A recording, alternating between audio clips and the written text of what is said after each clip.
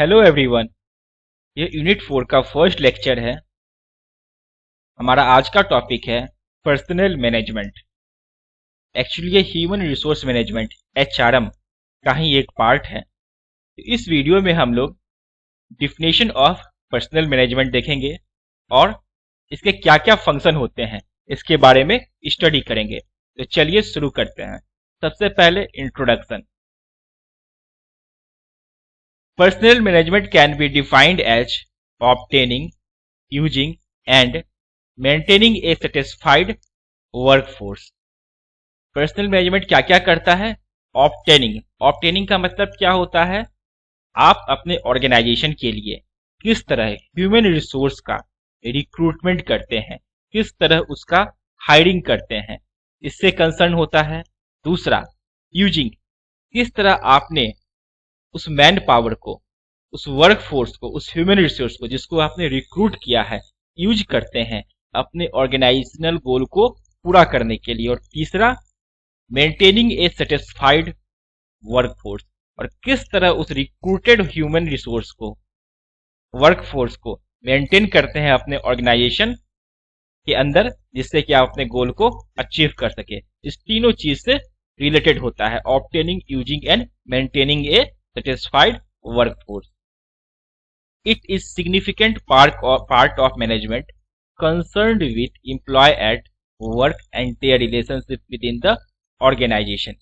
ये कंसर्न होता है आपकी ह्यूमन रिसोर्सेज से, आपकी एम्प्लॉय से जो काम करते हैं आपके ऑर्गेनाइजेशन में, और उसका रिलेशनशिप कैसा होता है आपके ऑर्गेनाइजेशन के अंदर। इन सारे चीजों से ये रिलेट रहता है। Personal management is concerned with the effective use of the skill of the people. आपने जो ह्यूमन रिसोर्स को रिक्रूट किया है अपने ऑर्गेनाइजेशन के लिए, आप उनकी कैपेसिटी का, आप उनके स्किल का किस तरह से उपयोग करते हैं कि आप अपने ऑर्गेनाइजेशनल गोल को पूरा कर सके, इसके ऊपर डिपेंड करता है। इन ए बिजनेस, किसी भी बिजनेस में पर्सनल मैनेजमेंट स्टार्ट होता है recruiting and hiring of qualified people, recruitment से, and continue with directing and encouraging their growth as they encounter problem and tension that arises in working toward established goal. किसी भी business में आपका personal management जो है होता है वो स्टार्ट कहाँ से होता है? रिक्रूटमेंट से। जैसे ही आप रिक्रूटमेंट करते हैं वहां आपका पर्सनल मैनेजमेंट पिक्चर में आ जाता है। वो किस तरह आपके ऑर्गेनाइजेशन के लिए काम करता है, किस तरह आप उसके प्रॉब्लम को सॉल्व करते हो, किस तरह वो आपके ऑर्गेनाइजेशनल गोल को अचीव करने में मदद करता है, इस सारा चीज से आपका पर्सनल मैनेजमेंट रिलेटेड होता है। अगर हम डिफिनेशन की बात करें, according to Edwin B Flippo, it may be defined as the planning, organising, compensation. Planning का आप लोगों ने पढ़ा होगा यूनिट 2 के बारे में, प्लानिंग क्या होता है। ऑर्गेनाइजिंग भी आप लोगों ने पढ़ा होगा। कंपनसेशन मतलब होता है सैलरी। कोई भी एम्प्लॉय, कोई भी वर्कर आपकी कंपनी में काम करता है, उसके बदले में आप उसको क्या सैलरी देते हो, ये कहलाता है आपका कंपनसेशन। इंटीग्रेशन मतलब एक साथ, and maintenance of its employ for the purpose of contribution to the organisational, individual and social goal. ये सारा चीज आता है आपका पर्सनल मैनेजमेंट के अंतर्गत। According to Brech, personal management is that part which is primarily concerned with the human resources of organisation. Personal management का वो पार्ट है जो मेनली फोकस किस पर करता है? आपका ह्यूमन रिसोर्स के ऊपर। जो किसी भी ऑर्गेनाइजेशन का जो वर्क फोर्स होता है उसके ऊपर पर्सनल मैनेजमेंट फोकस करता है। अब फंक्शन की बात आता है, कौन कौन सा फंक्शन होता है पर्सनल मैनेजमेंट का। तो इसका मेनली दो फंक्शन होता है, एक होता है मैनेजरियल फंक्शन और दूसरा होता है ऑपरेटिव फंक्शन। मैनेजरियल फंक्शन कौन सा होता है? ये फंक्शन होता है आपको जो मैनेजमेंट एक्टिविटी से रिलेटेड होता है। ऑपरेटिव फंक्शन कौन सा होता है? जो आपको डे टू डे वाले फंक्शन होते हैं। तो वन बाय वन हम लोग देखेंगे कि कौन सा मैनेजरियल फंक्शन है और कौन सा ऑपरेटिव फंक्शन है। तो सबसे पहले मैनेजरियल फंक्शन से सबसे पहले आता है प्लानिंग। प्लानिंग क्या होता है? It involve deciding in advance what is to be done. ये इसमें हम लोग क्या करते हैं? डिसाइड करते हैं कि हम लोगों को क्या करना है। वेयर, कहाँ करना है, हाउ कैसे करना है, and by whom it is to be done और किसके द्वारा यह किया जाएगा। That is planning of job recruitment.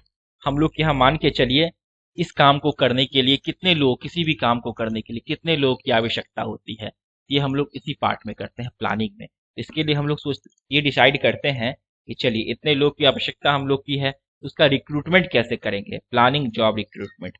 Job description, उसके लिए जॉब का डिस्क्रिप्शन क्या होगा, and determination of the sources of recruitment, हमारा रिक्रूटमेंट का सोर्स कौन सा होगा, इंटरनल सोर्स होगा, एक्सटर्नल सोर्स होगा। इस सारा चीजेस प्लानिंग में हम लोग डिसाइड करते हैं। दूसरा होता है ऑर्गेनाइजिंग। ऑर्गेनाइजिंग क्या होता है, it is a process of allocating the task among its member for achieving organisational goal. जितने भी हमारे ह्यूमन रिसोर्सेज हैं, मैन पावर हैं, उनके बीच में हम लोग क्या करते हैं, काम का बंटवारा करते हैं जिससे कि अपने ऑर्गेनाइजेशनल गोल को अचीव कर सके। This is done by designing the structure और relationship among job, personnel and physical factor. ठीक है, अब आता है next directing. It is a managerial function consisting of all those activities which